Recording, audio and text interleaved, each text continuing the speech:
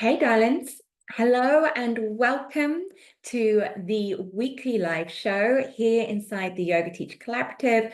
Whether you are joining me live here in Facebook, you are catching the replay, or you are listening to the podcast version over on Spotify, the Yoga Teacher Collaborative podcast, I am delighted you are here. Today we are exploring your business as an extension of your spiritual practice. Or if you don't have a spiritual practice, think of your business as an extension of your yoga practice. Before we dive in, if you are new here, if we haven't met before, my name is Laura Green. I am a yoga teacher. I've been practicing yoga for 26 years, I think, if I can do the maths. 24 years, teaching for nearly 15. I am a business mentor for yoga teachers. And really my love in yoga is the philosophy, is the spiritual aspects, is the depth of the subtle embodiment practices. Today, we are looking at how you merge these two together so that you feel that your business is congruent with your love of yoga, so that you feel free in how you explore your business. You feel aligned with it. You feel inspired with it. You know you are doing your work, your purpose, living your life through your teachings. So this is relevant whether you teach yoga full-time, whether you have one class a week, whether you're just in your training right now. So wherever you are in this journey, I would love you to take the teachings from today and see what magic they can infuse into your yoga.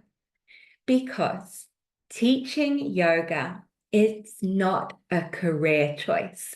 I don't think there's any school career guidance counselor that suggests, you should go and be a yoga teacher. It's not something that we can go and do a university qualification in or a apprenticeship in, selecting it as a predetermined career path. Yoga and teaching yoga is a calling. When you first go to that yoga class, this little light that gets turned on in you that is yoga. That beautiful quote, yoga is a light that once lit, never dims. Somewhere when you're a practitioner of yoga, that light within you is lit. And some people keep that light burning inside of them to fuel them to live their best lives as a parent, as a husband, as a wife, as a worker, in whatever aspects they do. They keep that light within to nourish themselves. But some people, that light doesn't want to be contained just within. Some people, there is something about that light that wishes to ignite the spark in others.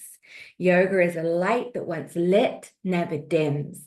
Who lights it? And some people, there's this spark in you. It's like, I'm meant to help light others. And it is that calling, that burning light within us that illuminates the path, that leads us to doing a yoga teacher training, that leads us to nervously standing up and offering our very first yoga class. You know, I do teacher training, and right now I think we're in like month 7 of a 10-month course, and my trainees are just starting to teach their first kind of cover classes and stuff. And it's not easy, is it? That first time you stand up in front of a room full of people, you didn't choose to be there. That light dragged you there, saying, I've got to shine. I've got to light the love of yoga in others. And somehow or other, there you are, nerves and all, standing in front of a class of yoga students, sharing the yoga you love. It wasn't a career choice. That light led you there. And what is that light? That light is a spiritual assignment. And you chose to say yes to that assignment.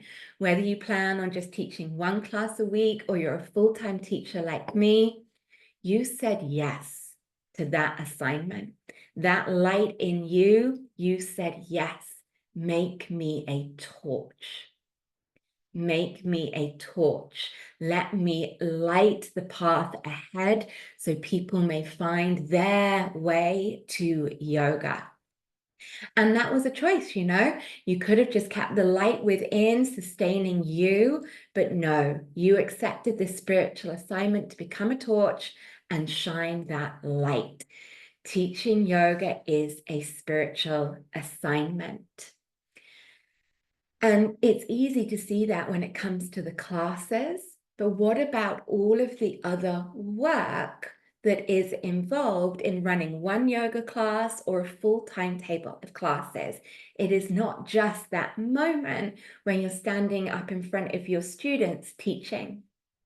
There is also the admin. There is also the marketing. There is also the customer service. There is also the accounts. There is also the lesson planning. There is also the continual learning. There is the reading. There is the stuff you never thought you'd have to do, like work out how to make a poster, make a website, all of that other work. I think that actually showing up, teaching yoga is just 1/3 of the work. The other aspects make up the other 2/3. And they're the bit that we can struggle with because we didn't ask to be an administrator, a customer service, a bookkeeper, a website coordinator. We just want to teach yoga. But those elements are the candle that the flame of yoga is ignited on. They are the candle that holds the flame, that shines the light. Without the candle, there is no foundation for that light. So how can you see all of the aspects of your yoga business as a spiritual assignment, as a part of your spiritual practice? It is accepting the bits you love and accepting the work. The work is the admin, all the other stuff, the lesson planning, the stuff that doesn't just effortlessly flow out of you, the work. And when we come to talking about spiritual practices, yoga as a spiritual practice, yoga as a spiritual assignment, these teachings come from the Bhagavad Gita. The Bhagavad Gita is a key cornerstone text of yoga as a spiritual practice. And in the Bhagavad Gita, it explains 3 main paths for exploring your yoga. And this was something I was teaching last night in my philosophy and yoga course. We were looking at the yoga margas, the yoga paths, and how it isn't really a choice between these different paths, that they all flow together, each path building upon the next. So what are the 3 spiritual paths that are outlined in the Bhagavad Gita that become your spiritual practice for your business? They are Jnana Yoga, Bhakti Yoga, and Karma Yoga. Jnana Yoga, that is the path of knowledge. And what is that knowledge? Yes, we can say it's self-study, studying the self, studying texts, but there is an outcome of what Jnana Yoga is. It is the study, the knowledge of the true self. And that knowledge, that study leads to awareness. So Jnana Yoga for me is the practice of knowledge leading to awareness. So what is that awareness? It is the awareness that we are all made of the same light, the same pure consciousness, that there is no separation. There is no me, yoga teacher, you, yoga student, you, colleague, you, husband. We are all one energy that is currently manifesting in this form that is you. But to see only separation is an illusion. We are all one.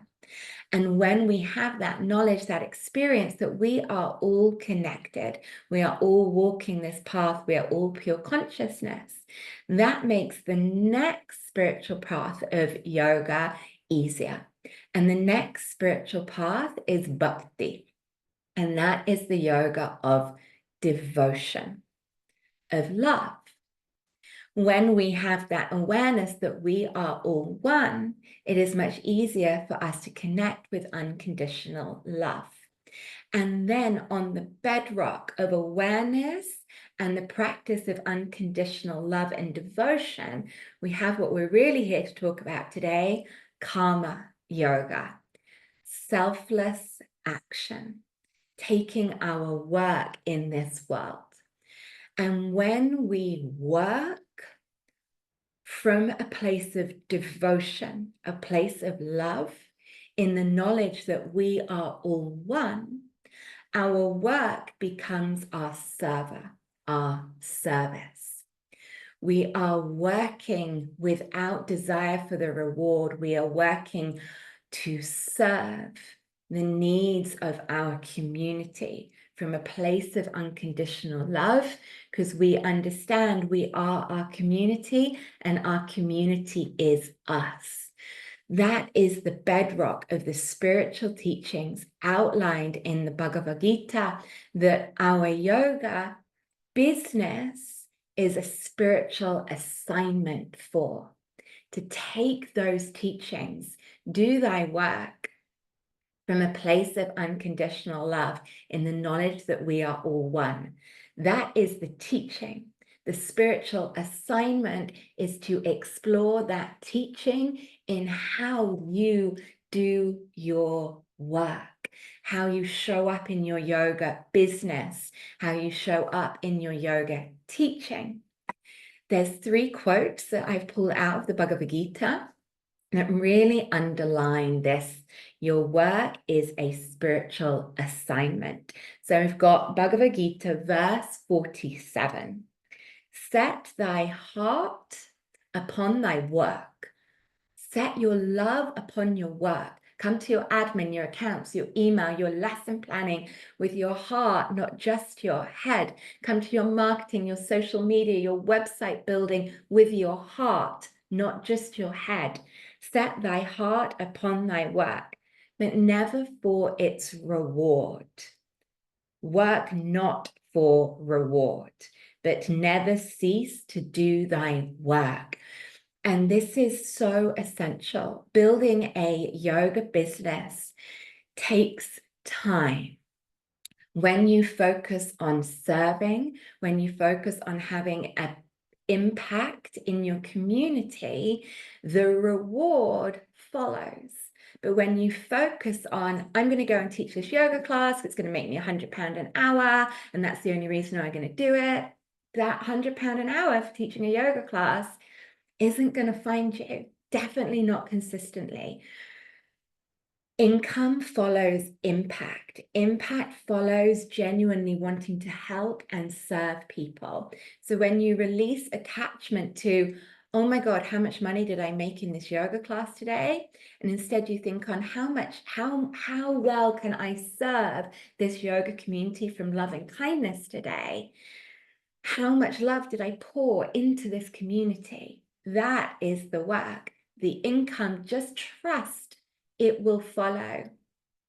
Set thy heart upon thy work, but never for its reward. Work not for reward, but never cease to do thy work. The spiritual assignment is work. The Bhagavad Gita, it is work. Do thy work. Okay. Verse 48, Bhagavad Gita. Do thy work in the peace of yoga and free from selfish desires. Be not moved in success or failure.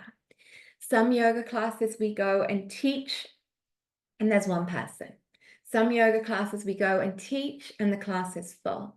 Some yoga classes we go and teach, we're tired, it's not coming easily. We got confused on our lefts and rights. We just didn't feel in the flow. And other yoga classes we teach and it felt effortless and we were so in our flow. Don't be moved by that success or failure. It is a normal ebb and flow. Just work in the peace of your yoga, knowing that you are living your dharma, you are following your work. Bhagavad Gita, line 49, work done for reward is much lower than work done in the yoga of wisdom. So even when you're writing newsletters, you're writing social media posts, not thinking, oh my God, I'm going to do this because it's going to get so much engagement. I'm going to do this because it's going to go viral. Or I'm going to do this because, it's what I've seen other people do. That is working for reward, working for the end result. Instead, think, do the work in the wisdom of yoga.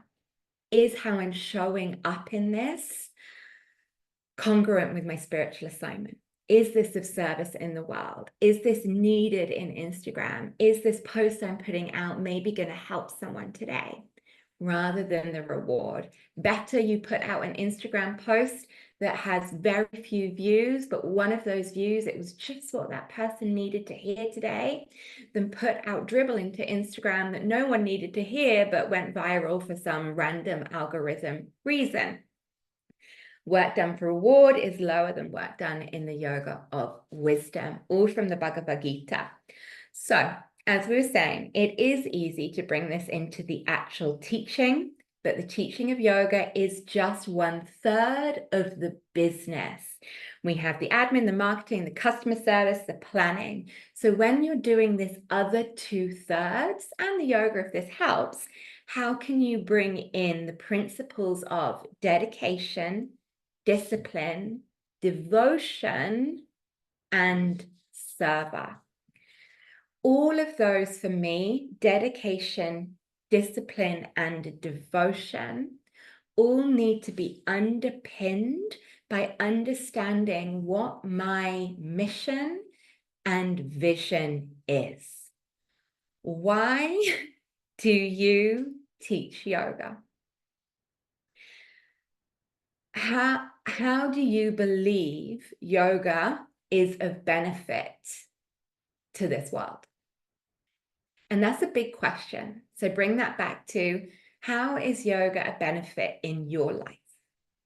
How does yoga benefit the lives of the students in your community? If more people in the community were experiencing those benefits, how would it affect the world? Now, we know that yoga has physical benefits. The yoga helps keep me strong and flexible, helps me to ease aches and pains, helps me to feel more connected with my physical body.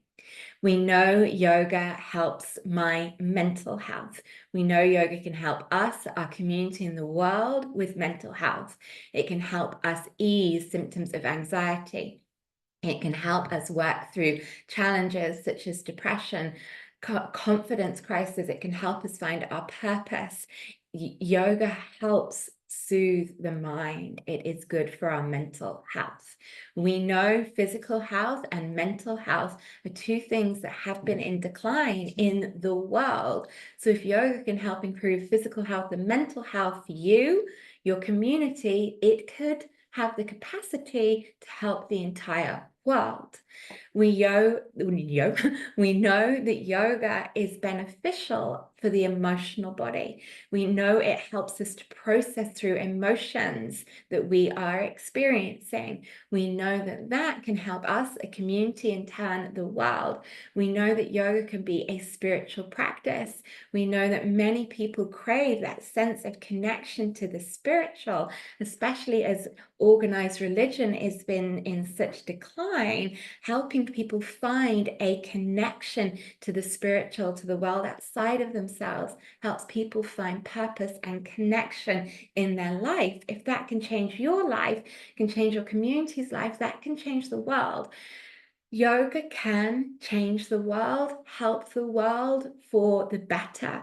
In all of that, you can't be responsible for shining the light in the whole thing, but where can you shine your light? What is your mission and vision? How do you believe that yoga can change your life, your students' life, your community's life, your world's life? And then that brings you your purpose for humanity. We all have a role to play in humanity. We're not just here for us, we are all a part of humanity. Humanity is evolving, humanity is navigating such challenges right now, and you have a purpose.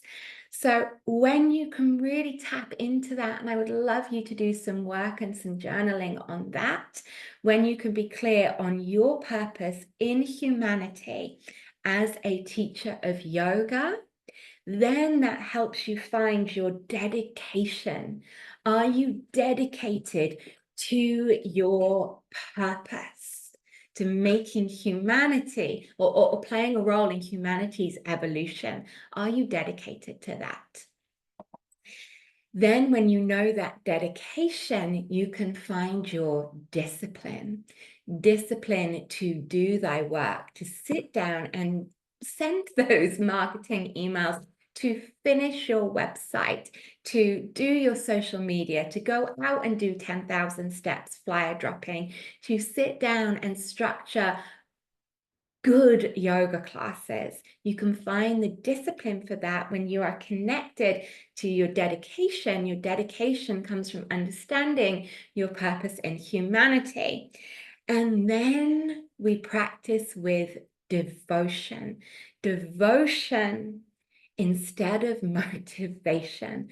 Motivation runs out. Motivation is a very young energy. Instead, devotion, and devotion fosters more devotion. When you stand up in front of your yoga students, practice a humble devotion. I am here of service to you, not pedestaling ourselves as I am the yoga teacher. No, I am the servant. I am of service. I am devoted to lighting that light within you that is yoga. And then your work becomes your server, your selfless action. And financial reward will follow that. But in the meantime, knowing you're of service, that fulfills the devotion. Knowing you are living your dedication to your purpose in humanity, that is the fuel of your spiritual practice. So in a very practical way, what could this look like? In your spiritual practice, in your yoga practice, do you have rituals that help bring you into the moment? Do you practice your yoga in a clean space? Do you roll out your mat and find things around you that help bring you into the right headspace? Do you like to have crystals around you? Do you like to have an altar? Do you like to have flowers? Do you like to light a candle, have incense burning? What is the rituals you use in your yoga practice or your spiritual practice? And can you bring those rituals into your work? Can you clear your desk? Your desk is like your yoga mat. Can you light a candle? Can you connect to an intention? I use a lot of mantra chanting in my spiritual practice, in my yoga practice, because I find chanting mantras helps awaken the spiritual energy within me. Different mantras are connected to a different energy. So can you use different mantras connected to the different tasks you're doing that will help bring you into that energy?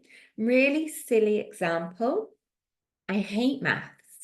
I am the worst at maths. It stresses me out. It brings up this little anxious child in me. I get all defensive. I hate maths. Therefore, by extension, I hate accounts.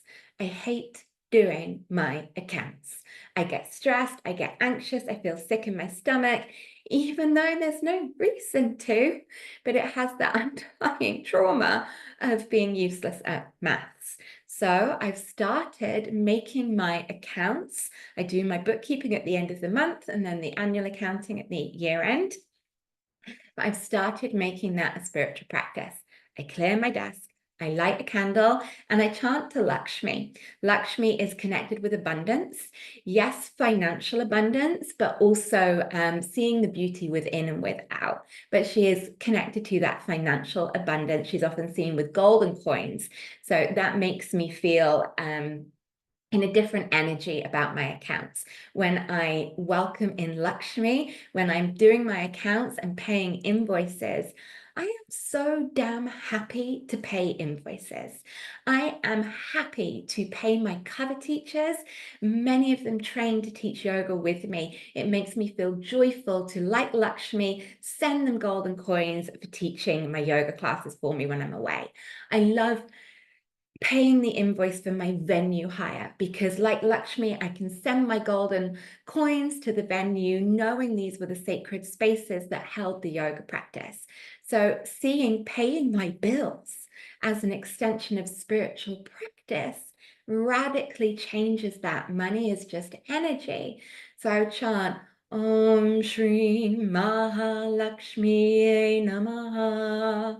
And I'll chant that just 3 to 9 times before doing accounts, paying invoices. Then that becomes a spiritual practice. So that's one example. Accounts, other parts of your business that you struggle with. So let's reshape some things in that way. So she just saw how I reshaped paying invoices to Lakshmi's abundance, throwing golden coins out to my cover teachers and my venues because of what they mean. Can you bring that concept into other areas of your business? So think about marketing. Marketing can make a lot of people feel ick. What is marketing? It is connection. Connection. What is a key spiritual practice? Connection. When we connect in truth with others, we realize our similarities, we realize we're the same. So when you sit down to do marketing, to design a poster, to write a social media graphic, to write your website, to send an email newsletter, can you close your eyes?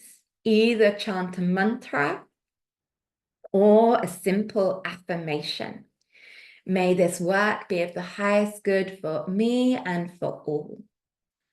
Think of the people that you're trying to communicate with. Think of the connections you're trying to make. And then when you come to your writing, your graphics, come from a place of connection. The light in me is trying to connect with the light in you. The dark in me, the fear, the unknown, the worries in me are trying to connect with that in you. I'm trying to feel that connection, that shared humanity. See marketing as connection. So not, oh, I'm going to sit down and do my social media marketing. I'm going to open social media and I am going to connect. I am going to write a marketing email. I'm going to go and write an email of heartfelt connection. Then sales, when we're inviting people to sign up for our courses, classes, workshop, instead of thinking about sales, could you think of providing, inviting, providing, serving?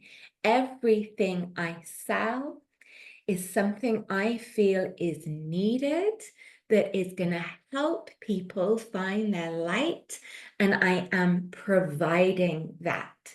It's like someone saying to you, oh, I've got a headache. Do you have any painkillers? Or someone just saying, I've got a headache. You having some painkillers and not providing the painkillers.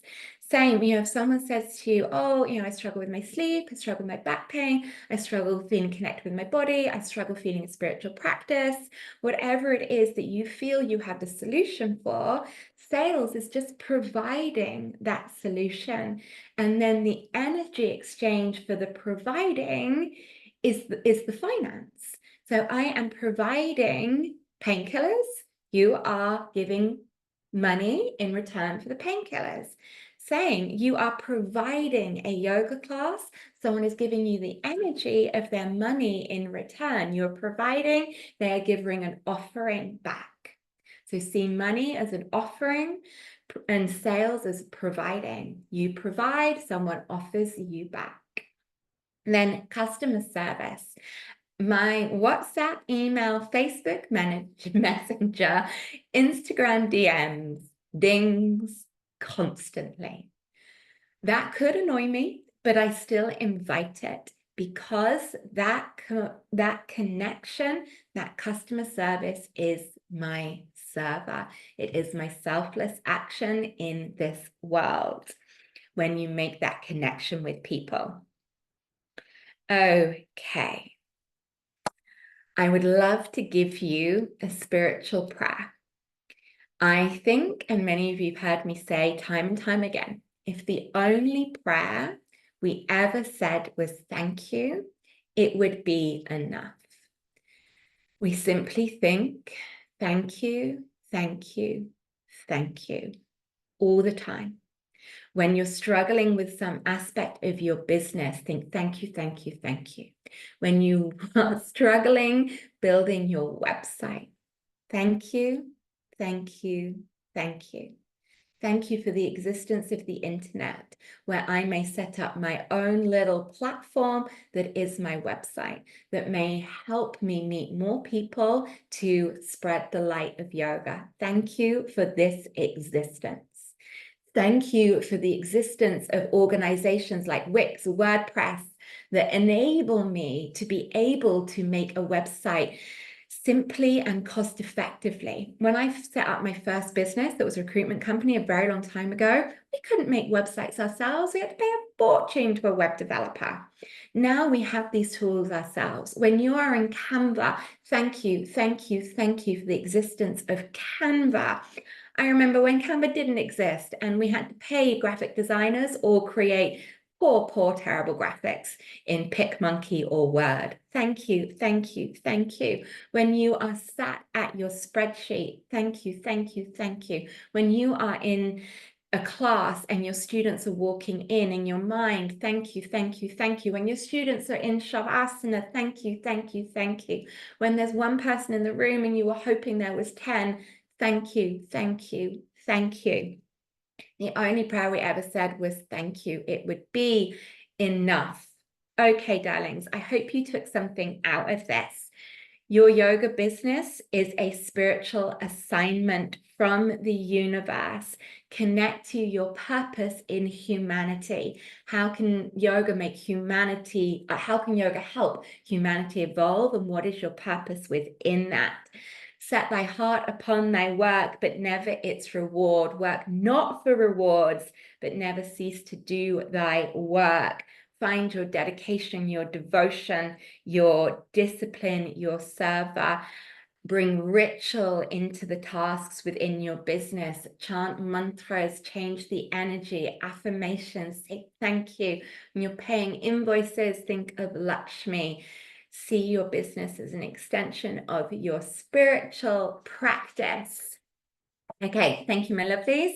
I will see you again very soon. There'll be a new podcast up soon. I'm off on Monday to teach a retreat in Portugal, but I will be around. Thank you for joining me. If you're on the podcast, remember to subscribe so you don't miss any of them in the Yoga Teach Collaborative Facebook group. I would love if you would put something in the comments, what resonated with you today, affirm to the world how you're going to make yoga a part of your spiritual practice. Bye for now, loves.